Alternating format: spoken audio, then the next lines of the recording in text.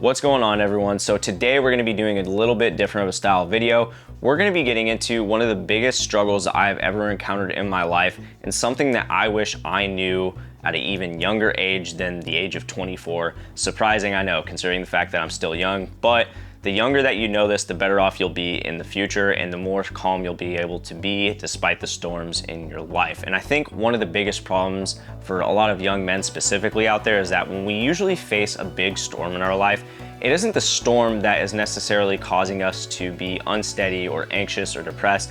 It's usually something else that we have internalized that is making the storm much worse than it actually is. And so that's why humility is the antidote for any storm in your life, and we're gonna be explaining why that is in today's video. But before I get to that, yo, what is going on, everyone, and welcome back to another YouTube video. For any of you guys that are new here, my name is Levi.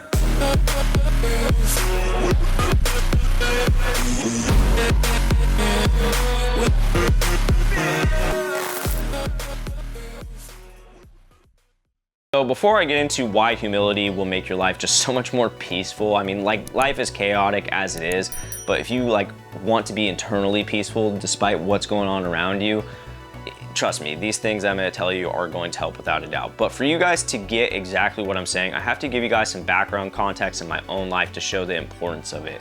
So this dates all the way back to my childhood. So when I entered 5th grade, that's when I was first introduced to quizzes, I was introduced to tests, and more complicated homework than I was in elementary school. Mind you, I had moved to a new middle school where none of my elementary school friends had moved to, so that was something that was hard to deal with already, and quizzes and tests were a whole other thing. And the thing was that it wasn't that quizzes and tests were hard for me, it was the fact that I just had no idea how to take them. So I guess you could say that they were hard for me, but I just had no idea about the concept of studying, the concept of what your homework was even intended for. In other words, like how it helped you in studying for upcoming quizzes and tests. I really just didn't understand, and I guess for a lack of a better word, I was just behind. And I wasn't one of those kids, that would go play Call of Duty instead of, doing my homework and studying. No, I mean, well, sometimes I did that. What if he watches this video, Levi? Who cares? Dude, But for the most part, I really just didn't know how. And so what ended up happening is I had parents who were, first-time parents. I was the first child born in my family. And so they just grounded me. They thought that if they punished me for doing badly in school, it would fix it. Lo and behold, that wasn't the case. And so what happened to me, to basically kind of speed up this story, is that I learned from a very young age, based on what my brain interpreted off of that situation, is that my value came from the results that I got in life. And could I blame my parents? Yeah, sure, if I wanted to feel worse, because I would be resentful, I'd be hateful, I'd be angry, and that mindset would just trigger a whole bunch of worse things in my life that I don't need or want.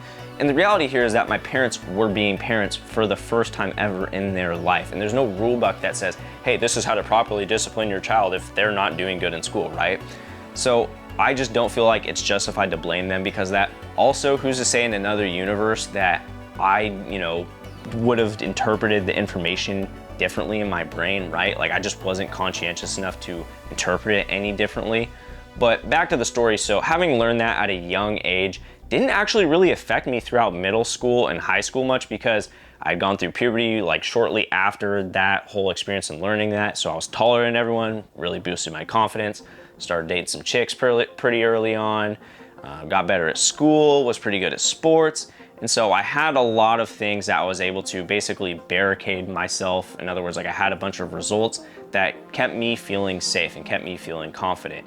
And it wasn't until high school was done with and I started entering my adulthood when that mindset, or that thing that I learned when I was in 5th grade, came back full force, way uglier than it ever was, even when I first learned it. And essentially what happened was, as you get older, people are moving on with their lives, they're having kids, they're getting jobs. And so what I started doing was evaluating the results that I had in my life to other people. Big mistake. That's why comparison is the thief of joy. So what did I do as a coping mechanism to deal with this? Well, I did what anyone else would do who wasn't humble enough to realize the inherent worth that they actually have, and that is I tried to control everything around me. And what ultimately ended up happening is I developed obsessive compulsive disorder from this, because imagine you're trying to control every single thing in your life to get the results that you want. That means being perfect or acting what you think is perfect. And so what happens is you start having thoughts like, oh, what if I didn't do this? What if I didn't do that? And that's how it spiraled into obsessive compulsive disorder. Luckily for me, over the past 2.5 years, I've done some deep healing. I've been in therapy for that amount of time as well, and really figured out the deep root cause of my problems, and it's helped me to heal a lot from this. And I know one day I probably won't deal with it, but currently to this day, I still do. But one of the things that we've talked about in therapy time and time again, and I think it's included in every single session, is humility. And as I mentioned, if I would have had enough humility to understand the truth and the inherent value that I possess as a human, then I could have stayed away from that. And now I'm going to discuss to you guys why humility is such an important aspect to have in your life. So the first thing that you need to understand about humility is that humility is true self-acceptance. Now, self-acceptance is not what the media makes it out to be, where it's like, oh, I'm 800 pounds overweight, and I still accept myself, and I'm gonna eat this Twinkie now. No, that's not true self-acceptance. Like, you should never accept the fact that, you're more prone to heart disease, cancer, and diabetes. Like, you should never accept those things. True self-acceptance is accepting the person that lives in your human body, who you actually are. And the reason that this is all tied to humility is because as humans, we have this natural inclination to find out what the truth is so that we know how to live our life. And so if you develop a truth about yourself where it's like, oh, my value is based off of the results in my life, well, you're forever gonna be depressed, you're forever gonna be anxious, you're forever gonna have OCD, or you're gonna forever just live in a state of stress, and that is just going to be horrible for you. If you believe the truth is what the Bible says about you, for example, and this is coming from a practicing Christian, where it says, I knew you in your mother's womb. John 3:16, for God so loved the world that he gave his one and only son, who not only believes in him will have eternal life. Like, when you believe that is the truth, and you inherently believe that you have nothing to be anxious about, because now you finally understand that your value does not come from anything that the world says about you. And now you can operate your life without so much stress. The next thing that humility is going to do for you is that humility is going to help you to better operate during storms or rough seasons of your life. And this is because naturally as humans, we have this inclination to think that the worst is going to happen. But if you're humble enough, you're able to go, I don't actually know what's going to happen next, but whatever happens will happen, and I accept it for what it is, despite how bad it is, because I can't control it. But when you worry, you're trying to control something that hasn't even happened. And there's actually a study on this where it's like 96% of the outcomes that you think are going to happen never actually happen. And so that in itself is just something that should give you a lot of peace, and not worry when things are getting chaotic, the pressure's on. It should allow you to basically just breathe and accept life for what it is, because yes, we're going to experience bad things in this life, and we're also going to experience good things.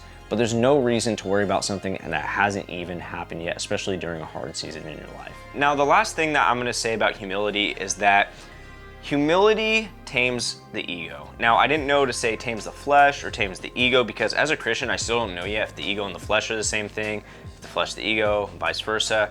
I just haven't been able to distinguish that, because I feel like the ego wants to be known as something or someone, to be trustworthy, noble, courageous, and a bunch of other good things.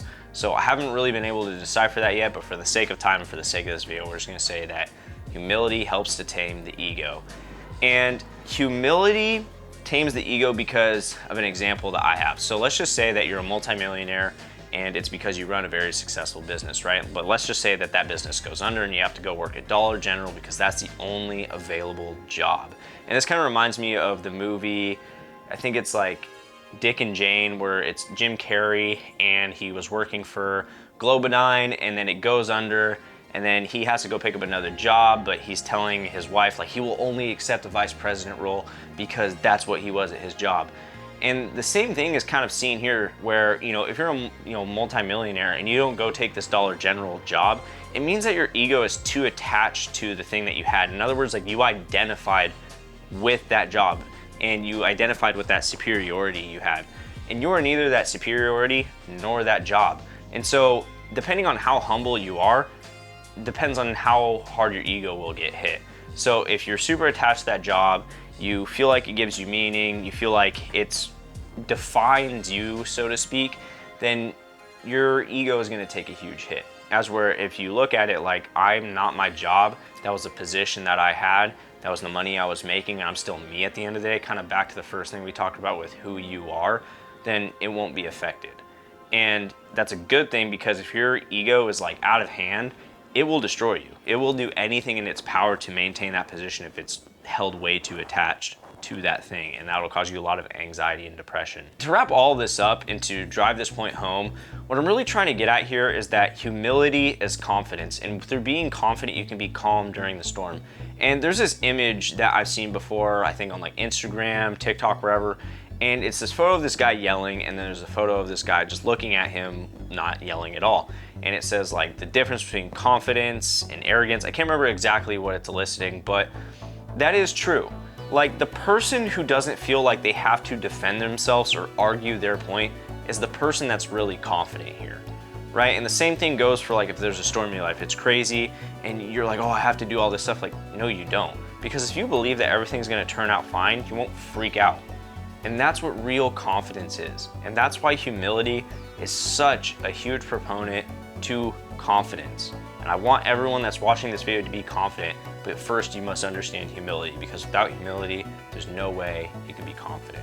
But that's gonna do it for today's video. A little bit different of a video. I'm gonna do some sit downs from time to time, kind of talk about some things that I've learned. It's not gonna be super often. I'm, like telling a story, like taking you guys through the marathon training and stuff, but we're definitely gonna see more of these in the future. But I hope you guys liked this video. If you guys did, be sure to give it a like. If any of you guys are new here, do not forget to press that subscribe button, because you guys know I will be back. And as always, what I'm trying to do to love the sky's the limit. See you all in the next one.